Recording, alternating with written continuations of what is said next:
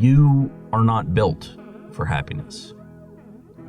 Happiness is a chemical lever used by evolution to further our genetic line, and very little else. The experience is controlled by serotonin, dopamine, oxytocin, and endorphins. However, humans are fairly clever apes and have gotten pretty good at tricking our brains into releasing these chemicals. We've even gone so far as to create and discover exogenous forms of them we can take for recreation.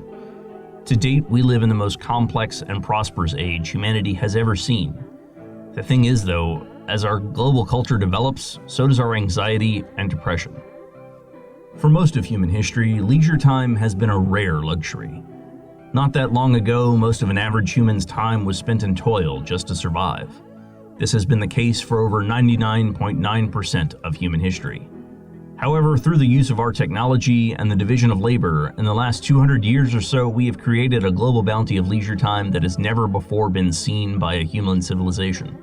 This bounty of leisure time has grown at such a rapid pace so as to leave us evolutionarily unprepared. Humans today are hardly different than their ancestors 50,000 years ago. We evolved to live in small, highly social, and highly cooperative family groups. We are distrustful of individuals and ideas we do not identify as belonging to our group, and we make this distinction between the two subconsciously and within fractions of a second. More often than not, we justify our decision after the fact without any real insight as to how we formulated the opinion in the first place. We are easily manipulated.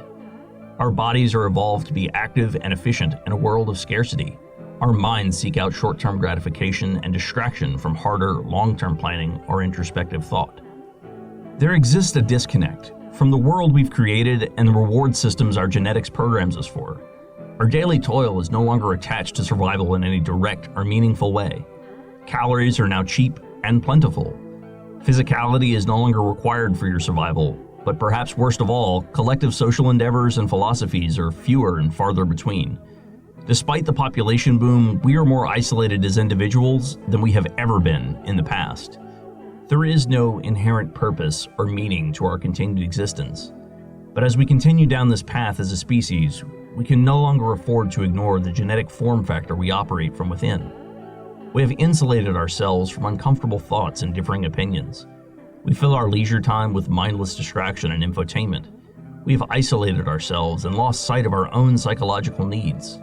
We need to cultivate an understanding of ourselves as the higher primates we are. Being mindful of our lesser nature can help us to avoid the potential pitfalls our advancing species will inevitably face. And being mindful of our individual needs can help us to cultivate compassion for others and to better direct our leisure time to build more meaningful and fulfilling lives.